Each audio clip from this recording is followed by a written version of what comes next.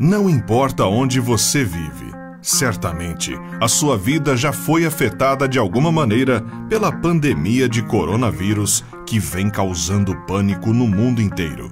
A Covid-19, doença provocada pelo novo coronavírus, é nova no mundo da medicina e, por isso, muitos médicos e pesquisadores têm dificuldade em traçar estratégias de combate ao patógeno.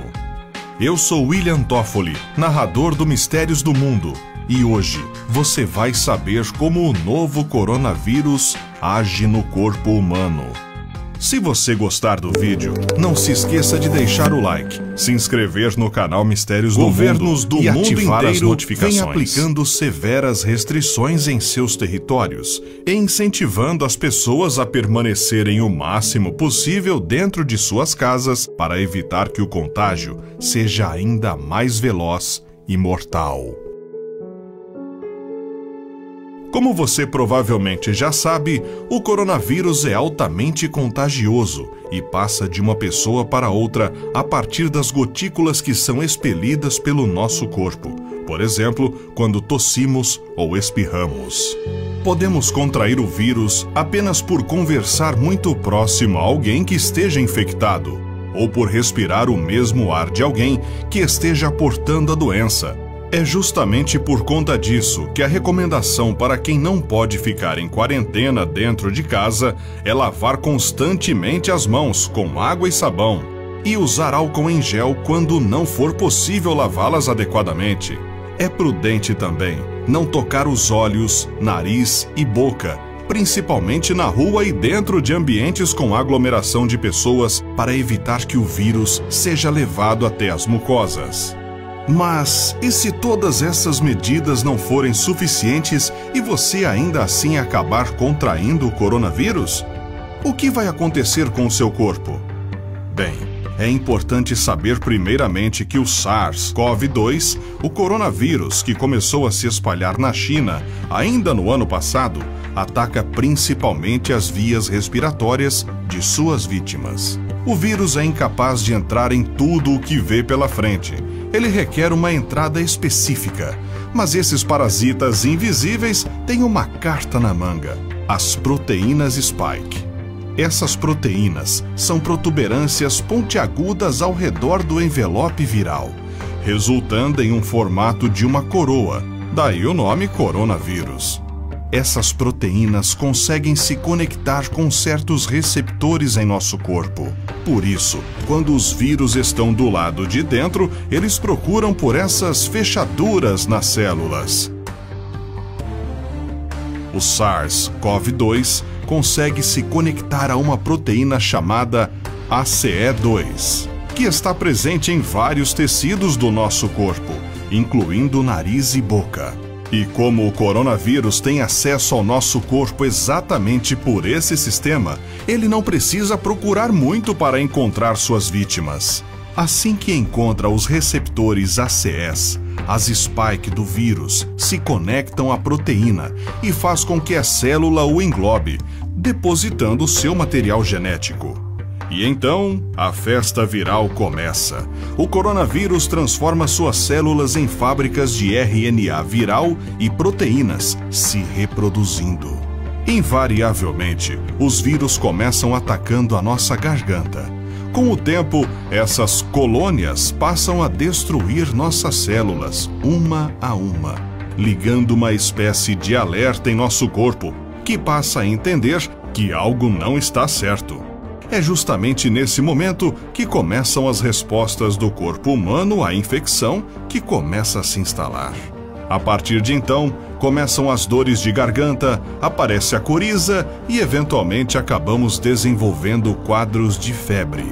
A tosse, por sua vez, surge a partir da chegada do coronavírus em nossos tubos brônquicos, que levam o ar até os nossos pulmões. Lá, o corpo intensifica a briga contra o patógeno, podendo consequentemente provocar um aumento nos sintomas.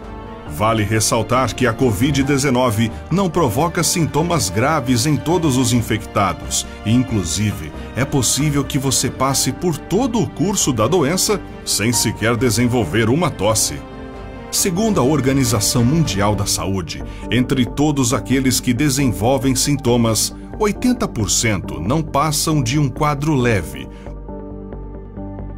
com tosses, febres e, eventualmente, pneumonia. Por outro lado, 14% desenvolvem sintomas um pouco mais graves, como falta de ar.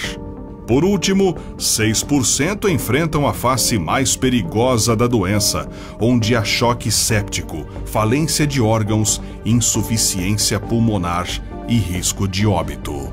A doença se torna muito mais grave a partir do momento em que o vírus sai dos tubos brônquicos e alcança as vias aéreas inferiores, traqueia, brônquios e alvéolos, que são pequenas estruturas que compõem o pulmão e funcionam levando o oxigênio à corrente sanguínea. Em alguns casos, o vírus age fazendo com que se acumule líquido nos alvéolos, ao invés de ar, e causando insuficiência respiratória. Esses pacientes precisam ser internados e mantidos com um respirador.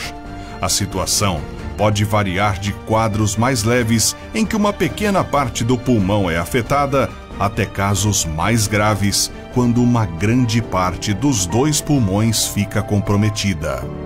Estudos mostram que mesmo após a recuperação das pneumonias mais graves, até 30% da função pulmonar é perdida. Infelizmente, os riscos não param por aí.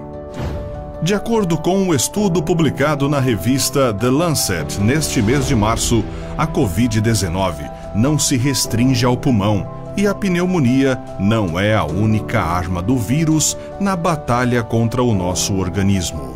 Ainda que de forma inconclusiva, a pesquisa apontou que a doença pode causar danos a outros órgãos do corpo humano, como os rins, o fígado e o coração. De fato, os médicos já sabem que alguns pacientes com a Covid-19 desenvolvem quadros fortes de diarreia e dor abdominal, bem como outros problemas que não se relacionam com a infecção respiratória.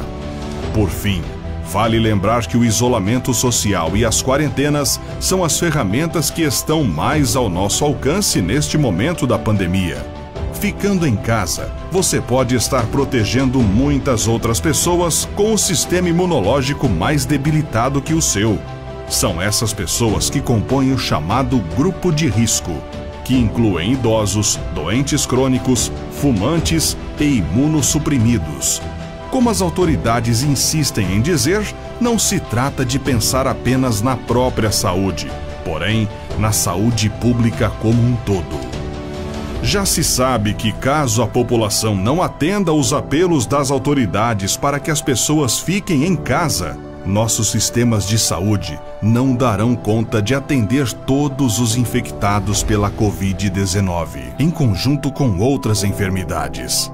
Permanecendo em quarentena, no entanto, podemos diminuir a curva de ascensão da doença em nosso país, garantindo aos órgãos de saúde maior fôlego nessa guerra à epidemia.